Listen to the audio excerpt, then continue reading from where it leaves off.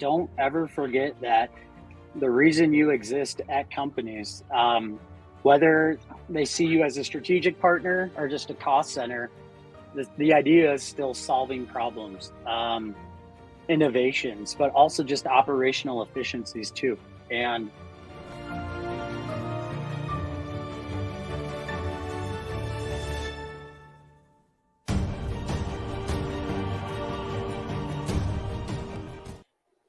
Hey nerds, Monica here. Welcome to the Data Podcast for Nerds, where we get to talk to amazing professionals and ask them all about how they use data to solve the world's problems. What we're doing here is highlighting different amazing careers out there that you might not think are data related.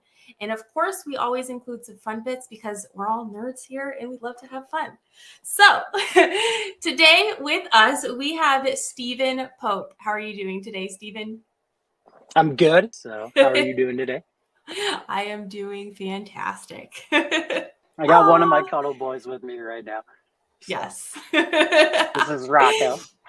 Oh, Rocco. So I apologize for the dog booty in advance. Okay. Come up and go. All right.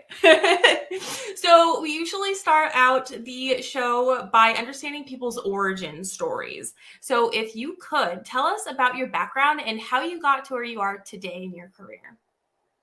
Yeah, absolutely. So I live in Midwest Wisconsin right now in a town called Wausau. It's like 30,000 people or so, and I'm in a little suburb off of that. So when you think of like big data, and these companies, you don't necessarily think Midwest all the time, for sure. I actually lived in a town about 5 times smaller, about 60 miles north, and I was landscaping. And part of landscaping is in the winter, you got to do snow removal, right? We get feet and feet of snow. So I didn't want to drive my old 1997 Nissan Altima in a couple feet of snow, 60 miles every night when it was snowing out. So I decided to move here with some friends, and I got really sick of landscaping. I was bicycling and I saw a sign at this company called East Bay, which is a subset of Foot Locker Inc., part of the umbrella. And they were hiring for the call center. And I was like, well, that sounds much better than shoveling snow. So I started there and I was just working e-care, people messaging, hey, where's my package? Questions like that. So I did that for about a year, got promoted to a team lead position for lost packages. And part of that was, we're talking around a decade ago or so, when you had a package and you were supposed to get Jordans and you ended up with a t-shirt, how are you going to get the right item right away? And then how do we make sure you sent the other item back? So I was working with this operations team, and they created these databases on how do we track packages, make sure they're coming back and reconcile. I had some okay inputs in that process and thought it was really cool when I started seeing the automation behind things. I had been dating this girl for a few years. She had, at that time, they were 5 and 6, and I got sick of working second shift. I wanted to work 9 to 5, be there for baseball games, dinner, and all those things, right? So I talked to my boss, and she recommended that I talk to the ops team and see like, hey, could I maybe hop on board? So, because of those interactions we had before, it gave me a little bit of leverage to get in and talk about things.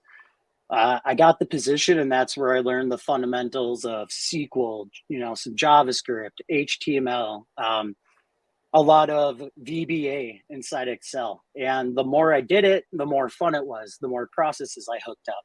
And I did that about 2.5 years or so. And there was this emerging leader program at Foot Locker that allowed you to pair up with someone from a different team. That was kind of at that director level. This guy, Dave Zentrich, he was my mentor. We were together a while, and it was the first, kind of the first time Foot Locker was trying to join online data and retail data. And because I had experience with the online side, they got some people from the brick and mortar side, brought in a lot of contractors, and they needed people with that context. And I got really fortunate the way things lined up, and I kind of got into a sink or swim moment of hopping from VBA and Microsoft SQL Server to the Hadoop system and Spark and real-time streaming. And, so now we're sitting in that Hadoop, Spark, Python kind of world. And we did really, really amazing things with some contractors from TCS and just random people throughout the Foot Locker Inc. Organization who all came together to create this team. The team eventually, started moving more down towards the Bradenton, Florida area where the Champs office was. And I really, really like it in my small town. I ended up going to a credit union and building a data analytics stack out of like Snowflake, Python, and, whatever processes we could kind of find. It was a little bit of a hodgepodge, but it worked and it ran and got built off of.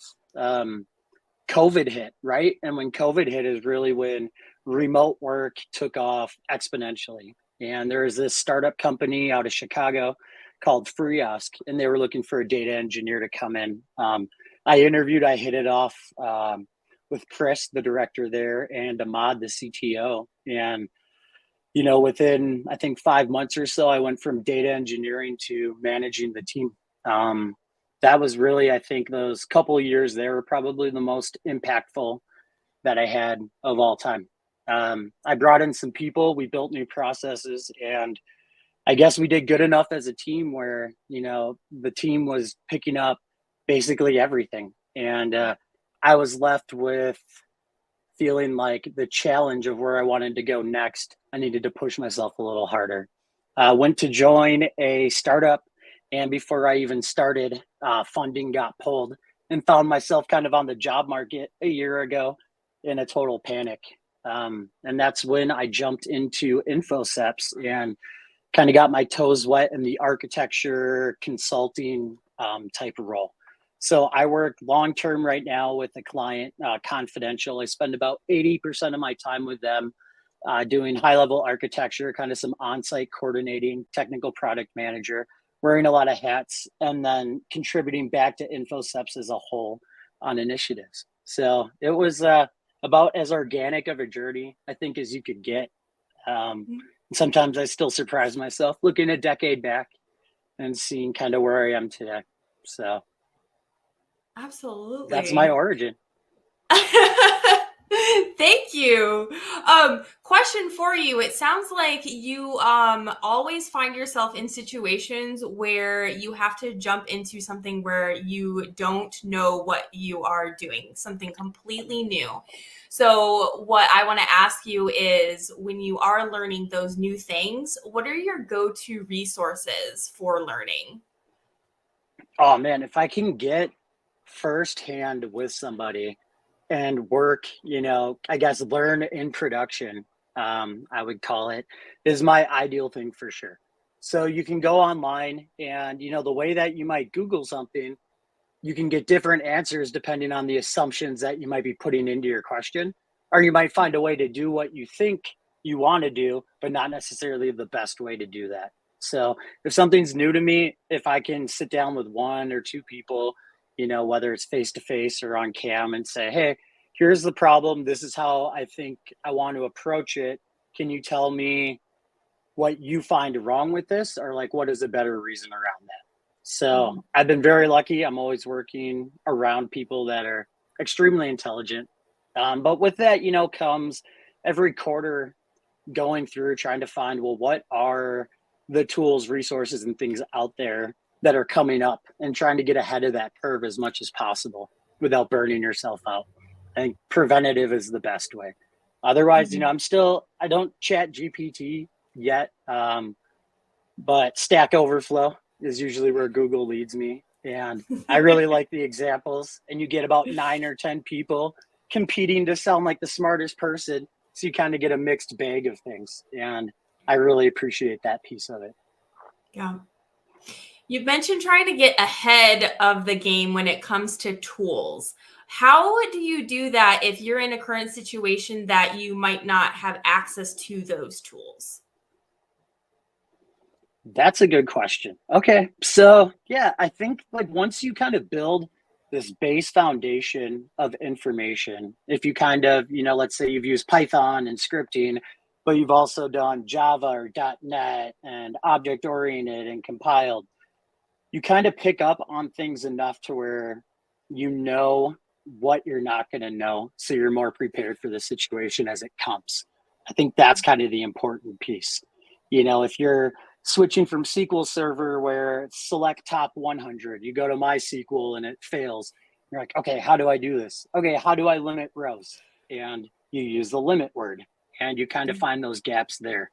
The way I find the tools of what I should start to kind of look out for or think about, DuckDB is on my list right now as the next thing, is just honestly scrolling through my LinkedIn feed. I have thousands of nerds I'm connected with, and you'll start to see a trend from certain people when they start talking about tools, and whether some of it's hype or not, you'll kind of see what stands the test of that 1, 2, 3 week time frame of buzz, and whatever is kind of left after the dust settles is a great way to go. Another really cool piece is this developer advocate roles that we see at these companies right now. So like Brian Olson, thank you for the shirt, shout out Trino, at the time, he was at Starburst, and I was like, oh, like Trino, Starburst seems cool. I'm just going to reach out to this guy on LinkedIn and say, hey, could we sit and chat for X amount of time? And a lot of the time people are happy to connect and talk about their tools. And that's a great way to kind of get that firsthand knowledge too. So.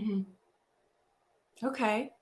So then you're doing constant research on all of these tools that are coming down the pipeline. What makes you pick a tool where you're like, that's the one that I want to start trying to learn myself?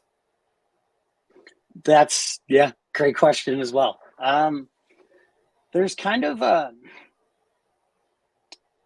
don't know how to put it. If you're looking at cars, everyone kind of has their vehicle if they look at it and say like, I love that. I am obsessed with it. Like people like green beetles and stuff, right? Like I don't get it, but somebody else does. And what certain things attract me to tools, especially when there's nothing super flashy kind of in the tool. No one's kind of trying to sell me on it, and everything seems pragmatic.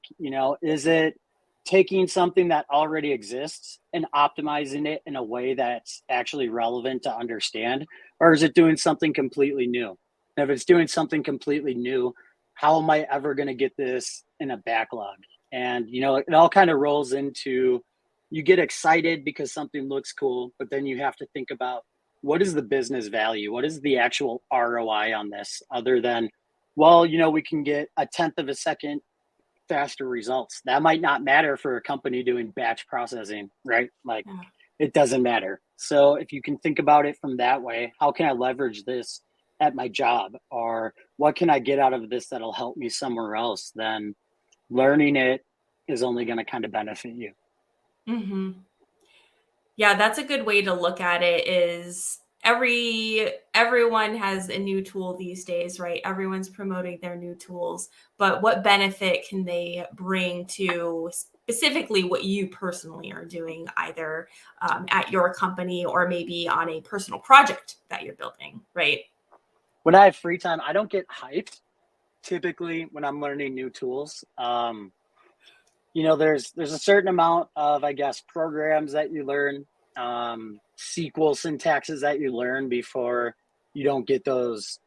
I don't know. I don't get that dopamine rush necessarily anymore. So when I do pick a tool to learn, there has to be a good reason behind it, because for me, that's not what fuels and excites me as much, as maybe some other people. So also, keep that in mind, especially on LinkedIn, is you'll see some people pushing out certs every single week. Some of them do it because they just love it. They can't get enough of it, and that's great.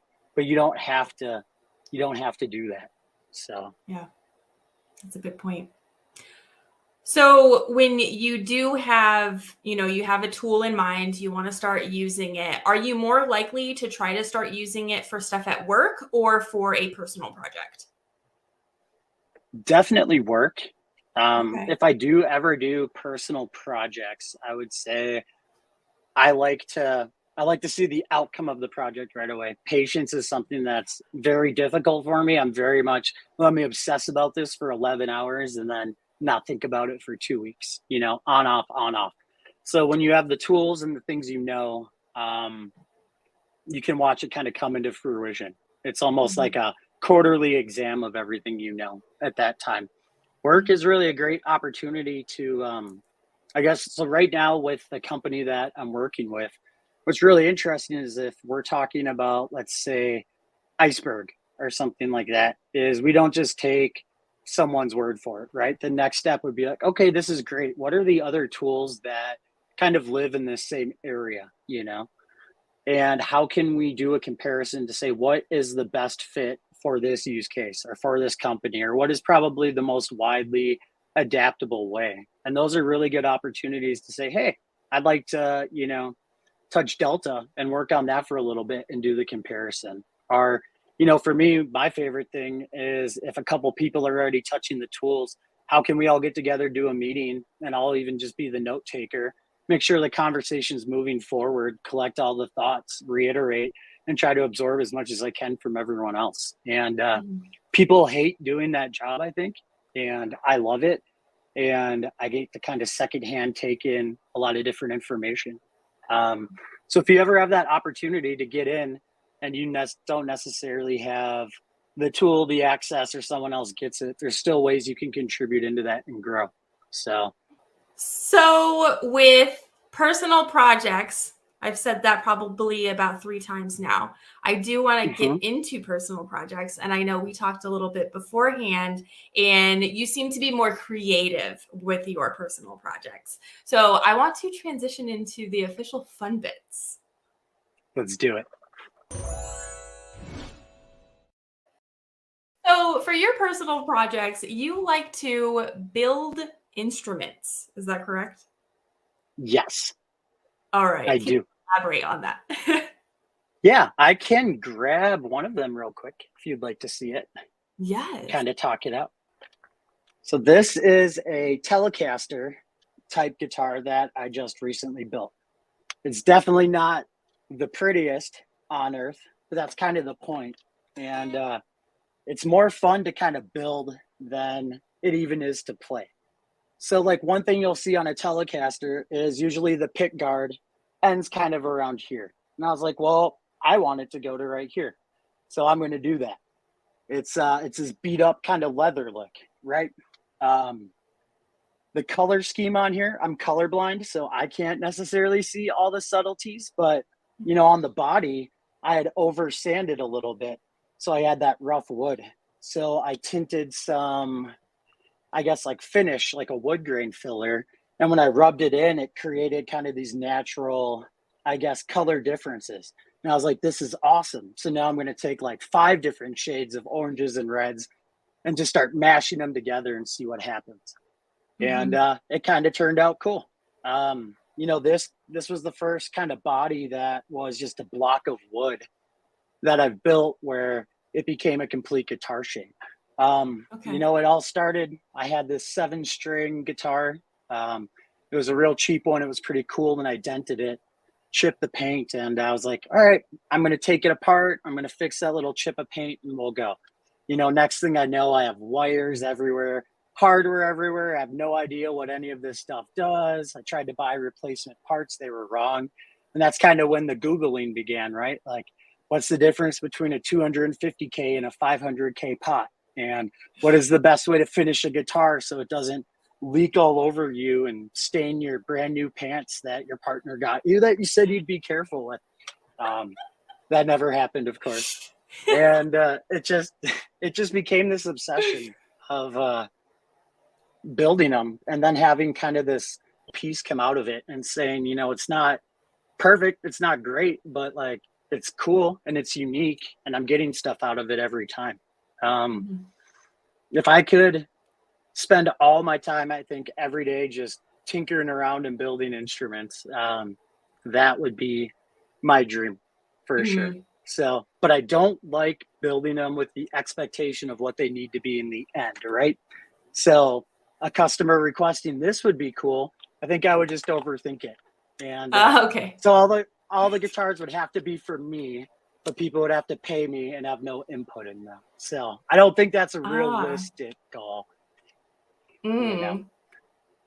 So not related to any type of data request that comes in because you would be building it for yourself. Exactly. So Maybe one day as I get more confident in the skills, but we all have to start somewhere. And Uh-huh. that's probably the thing that's most relatable to data with it is, when you first, like, I don't know how much you know about guitars as far as like the hardware and the insides of them, but Not really if, much. someone's like, but if I said, hey, you know what a guitar is, right? You'd be like, yeah, It's of course I do. And you're like, yeah, it's got like the neck, the body, you plug in the thing and it makes noise. And that's kind of that initial when you start getting into tech and you're like, yeah, I know these things. It's great. And then like the second you start lifting, the pick guard or other pieces off, and you're like, what is that? Oh my God, what is that? And this is kind of the front end. And when you open this up, it's the back end. And you're like, oh, there's the wires. And true. and it takes a very long time. So I'm still very much in the I have no idea what I'm doing part, but it's Mm, probably more than what the average person would have. yeah. So did you start building these electric guitars? Because what I'm thinking, I had an acoustic guitar growing up, right? So when you mentioned if you open it up, there's wires, you said plugging it in. I'm like, I don't know what you're talking about, right? So that's Oh, even like sure. step one of figuring out baseline foundations. What is a guitar? That's very true. Yeah, you say guitar and it could mean about 15 different things. Well, way more than that, but to the average person. So I like that. That was a good transition. Yeah. And then your next evolution might be a keytar, A keytar. That would be awesome. I actually right? went even nerdier than that. I was really into like rock band. Well, it was Guitar Hero when I would play it a lot. Okay. I was obsessed, and I mean, I could play every single song on expert mode on all of them up until sometime in Rock Band, and then I stopped. Not long ago, I started wanting to play again, and I could only find these couple $100 guitars used online. I went on this marketplace and found these like cheap, damaged old rock band guitars, and I bought a few of them. I went on this site and I found this guy, and he was 3D printing out new fret strummers and like new keys that worked even better. And I was like, I know how to solder. I'm going to start doing this. And bought some of that stuff. It went well. And then I actually went on his webpage and just went to that contact me. And I was like, you're like awesome. This is like the coolest thing ever. And I want to do like, can we do custom harnesses? I'm thinking of 3D printing a fake guitar body. Could we do like a custom sizing or something? And he's like, oh my God, look at this. I made a Flying V Guitar Hero controller and I'm all about this. I just quit my job. I'm going full time into it. And I made a friend. So that's going to be my next project on the digital side. Then maybe the Keytar. Okay. That's amazing. Yeah, I did realize you can definitely guarantee to find one of those guitars at like a Goodwill thrift shop. Oh, good to know. Yeah, so if you're ever looking for one, my husband and I, we like dressing up, going to Comic-Con and such, and we were going as Marcel Lee and Marshall Lee from Adventure Time. So the guitar. So we're Okay. like, where do you get a guitar? Goodwill. Nice. Very nice. So if you ever need any, that's the first stop. Check. Going back to the topic of learning, where did you start learning how to build these guitars? Like, what is the Stack Overflow of building instruments? Oh, YouTube. Okay. 1000% YouTube. Okay. Kind of some of the passion was just scrolling through it. It actually started with there's these things called like river tables, which has nothing to do with guitar, but it's a big slab of wood and you'll see a big cutout and then like blue epoxy that flows through it that almost looks like a river. And I was like, this is the coolest thing I've ever seen. And I was like, I want to do this. So I started building this table, and then me and my partner Allison, the kiddos, we all chose like different colors, poured it in to see how it would work. And because it was the first time and I had no idea what I was doing, it came out perfect. Because that false sense of hope, like you can do this. So Mhm. it came out, and I became obsessed. And Then I was like, oh, it would be cool to have like a guitar body too. And that was the project after my 7-string Ibanez. I was like, I'll just cut out some of the wood and pour epoxy into it. And it went terribly. So then the chain of Google start, and then the algorithm, you only have to watch 2 videos before it completely changes your recommended settings at the top. And that's a lot of it. I tried Reddit before YouTube to get like real advice back from people, but like they have it's called guitar porn and luthier and these different like subreddits, and a lot of the people on there just were not kind. There wasn't any constructive feedback I was getting on questions, and that's when I really decided, okay, well then moving on from trying to talk to people, I'll just watch instructional videos on it. And yeah, I don't know if you've ever had passions where you've got excited and then you try to find a community on a Reddit or somewhere and you're like, oh, okay, this isn't what I was about at all. So yeah, especially Reddit could go either way. It is real hardcore, like truth if you want to go out there, but then also it's real hardcore truth. And it can be, but I think about it as, I don't know if it's me just being crazy or if other people do this, but let's say I start overthinking something and I'm like, okay, let's say I'm driving to the office and I'm like, all right, I'm going to bump into this person and I'm going to bring this up and I'm going to bring it up and then they're going to say this. And I'll be like, oh yeah, well, this is what I think. And you make up this whole imaginary story in your head about this person. And then you see them and you're like, oh, hi. And then you realize, oh, I'm actually not mad at them at all. Or like, this doesn't go the way I thought at all, because you're kind of humanized when you meet them or you get that. And sometimes I feel like online, especially Reddit, like we think that's the way we feel, but we don't really feel that strongly when we remember that it's a person. You know what I mean? Yeah. Yeah. A little bit related and unrelated at the same time. Somebody had provided a tip where if you post something on Reddit that you want an answer to, then log in as a separate user, comment a completely wrong answer, and then just watch them battle it out in the comments. Have you done that? Does that work? I've never done it, but I love that tip. And that seems like it would be the most accurate thing on earth. So. Yes.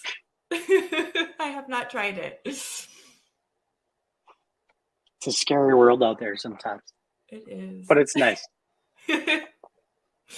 What would you say are one or some skills that you have learned from these creative projects that you have that you are able to leverage at your data job?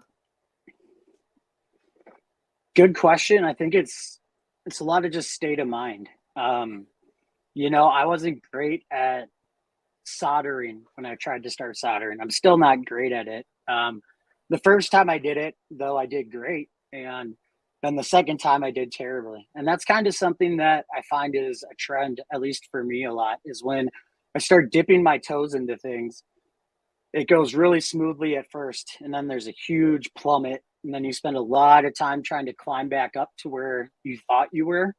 And then once you get there, you realize how much higher the ceiling of talent is. And sometimes you just have to like stop and say like, oh, I did all of this, like stop staring so high up and focus on your footing now.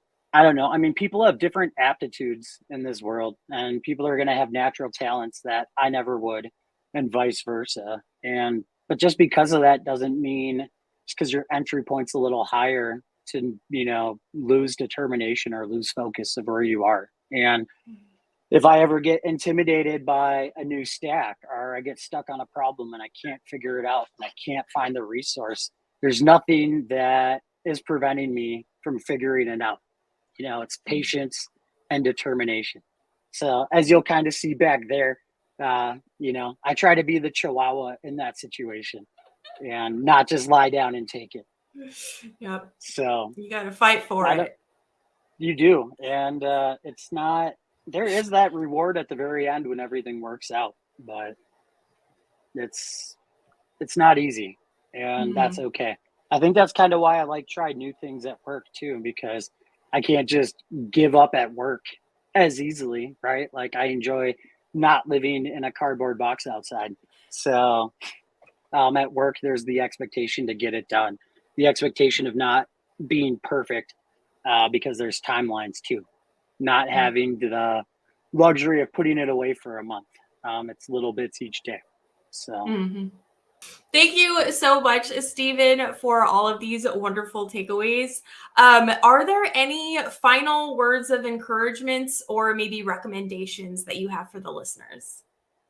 I've had back and forth thinking a lot of what does like emotional intelligence have to do in the data world, in these technology roles. I was talking to my friend Ennis a couple of weeks back, and he has the perspective really of the business has to learn to proxy themselves better when they ask questions to tech teams. And I'm very much an advocate, kind of on the other side of we have to find better ways to speak with the business. And I think that with Chat GPT and other tools, the actual figuring out the syntax piece of the puzzle is going to go away a lot. It's going to be a lot more about high level understandings of architecture, but really to solve business problems. Don't ever forget that the reason you exist at companies, whether they see you as a strategic partner or just a cost center, the idea is still solving problems.